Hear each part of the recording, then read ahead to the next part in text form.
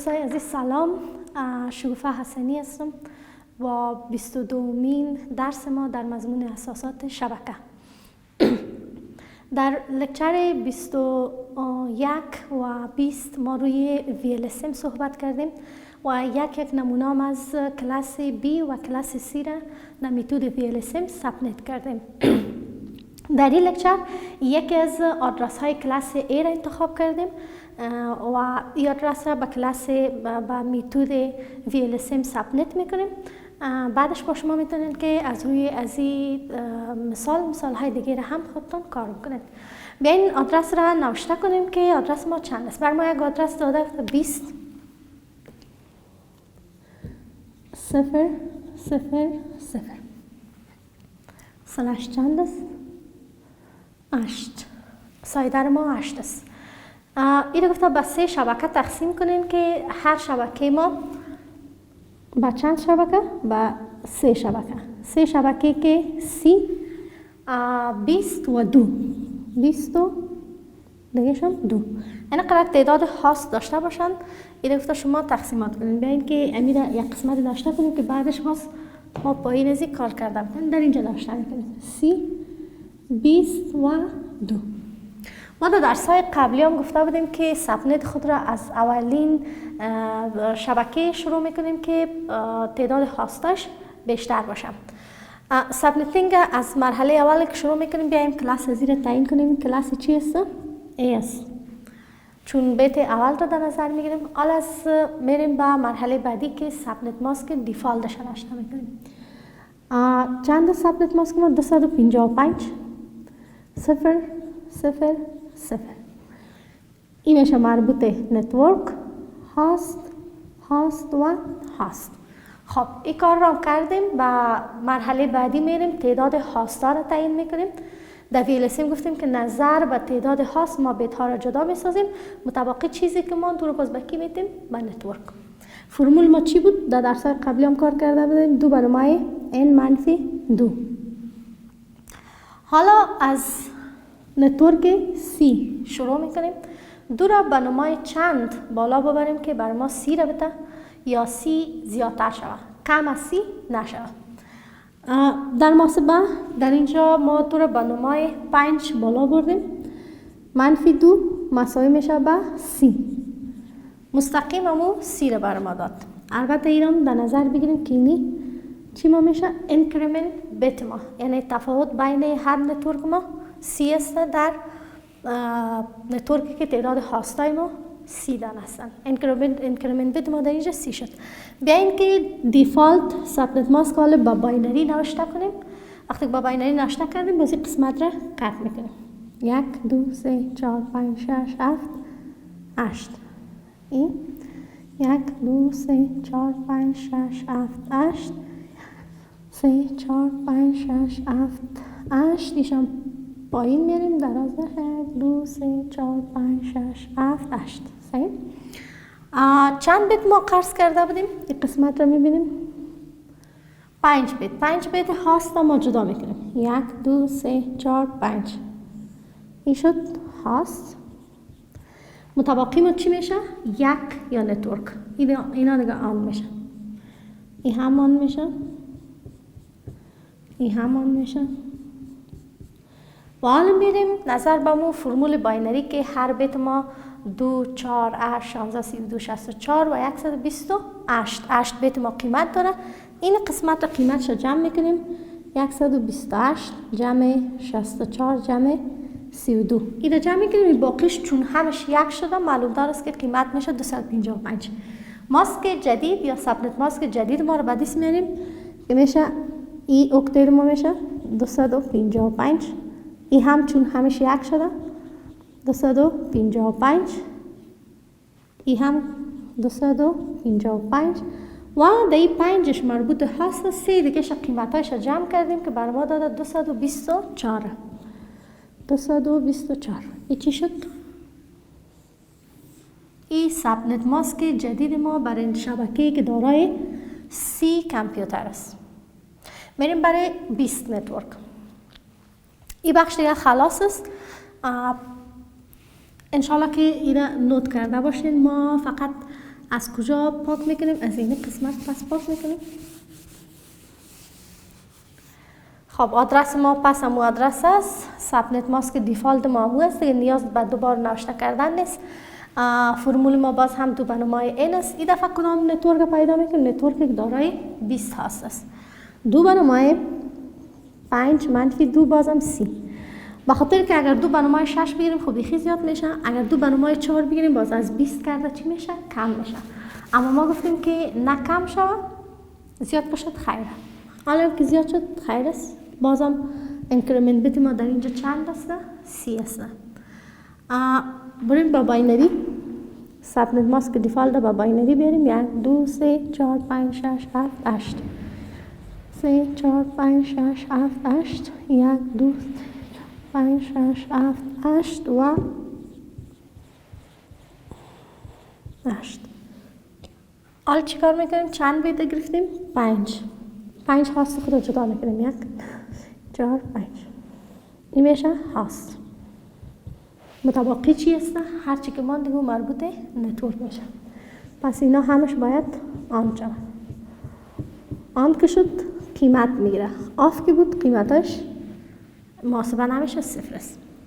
حالا اگر ساب نت ماسک جدید ما رو پیدا کنیم در نتورکی که دارای 20 هاست است. 255 255 255 دات بیشتر ماسک ما عین چیز برآمد، پس ماسک ازی هم 224 میشه. این هم ماسک جدید ما برای کدام شبکه؟ شبکه که دارای 20 هاست است. میریم با 30 که تعداد 2 هاست داره. یک شبکه 2 هاست داره. برش از این آدرس باید ما یک نتورک فرعی بسازیم. این هم دیگه پاک میکنیم. نیاز نداریم. چیزی که ما نیاز داریم این سی بیت انکریمنت بیت ماسک باید تیار داشته باشیم.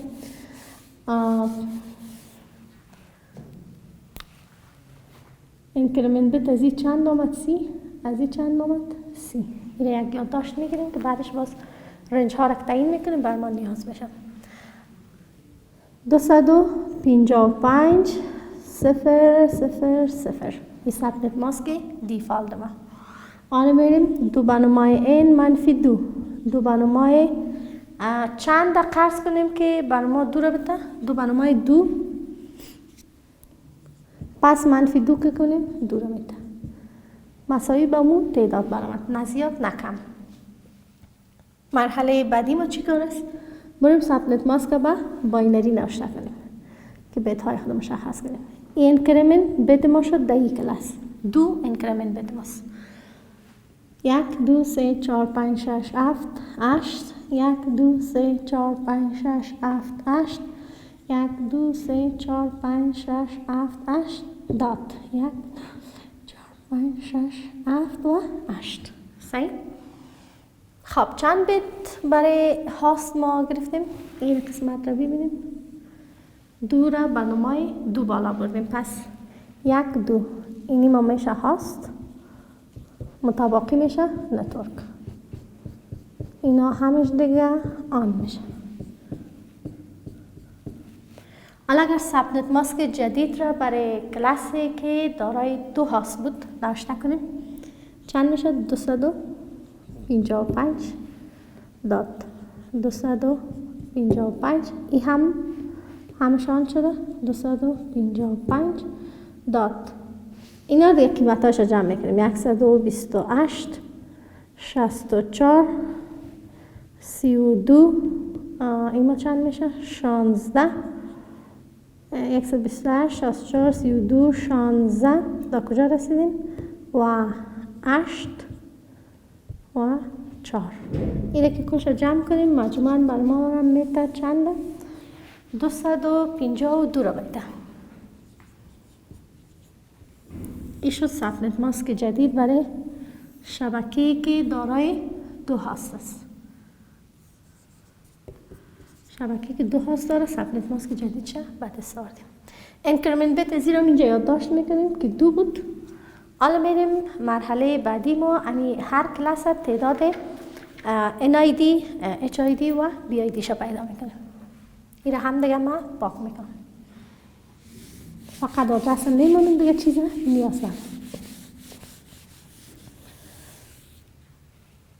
تا به اینجا برای هر 3 شبکه ما فقط تعداد سبنت ماسک های جدیدش رو پیدا کردیم، انکریمنت بیت پیدا کردیم که ما چند بیت بین هر شبکه ما تفاوت داریم.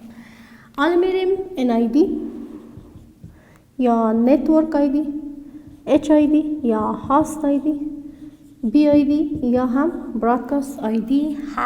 هر شبکه یا هر بخش پیدا میکنیم. اول برای سی نتورک پیدا میکنیم. از کدام نتورک؟ از نتورکی که دارای سی هاست است. NID ازی چی میشه؟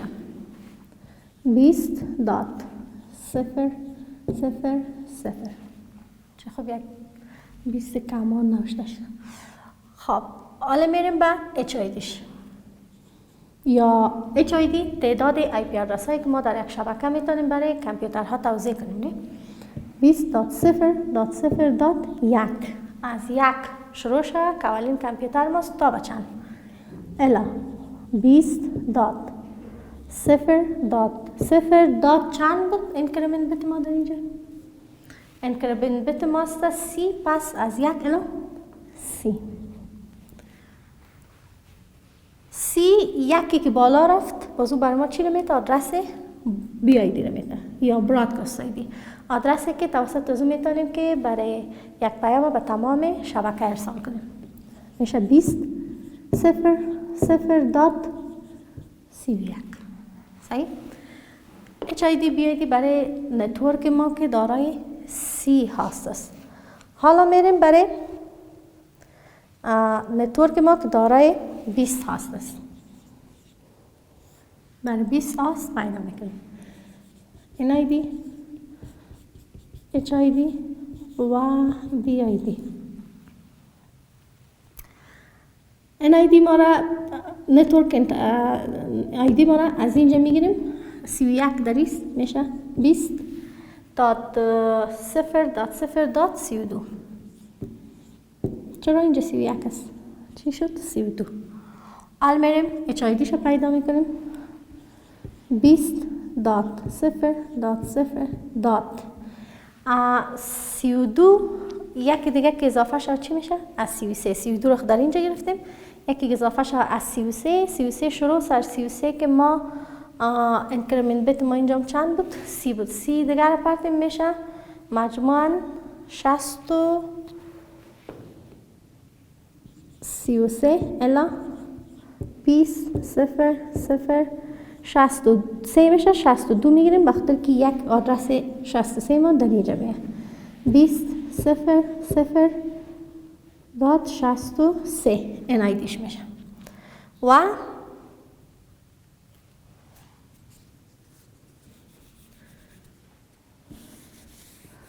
فقط از یک شبکه ما مانده. حالا از دو رو محاسبه میکنیم. از دوی ما میشه 20.0.0.64. 20.0.0.64 پیدا میازی. HIDش میشه 20.0.0 یک سرزی زیاد کنیم 65 الا 20.0.0. انکریمنت بیت ما اینجا چند بود؟ 2 بود. سر 65 که دوی دیگه پرتیم 66 67. 67 نمیگیریم 66. چرا 67 نمیگیریم؟ به خاطر 67 ما برادکاست میشه 20.0.0.67 و این هم از کلاس از شبکه ما که 20 هاست داره. NIDش BIDش و هاست ایدش. به این شکل شما میتونید که مثال های دیگر هم به ادامه این مثال کار کنید. تا جلسه بعدی خداوند نگهدار.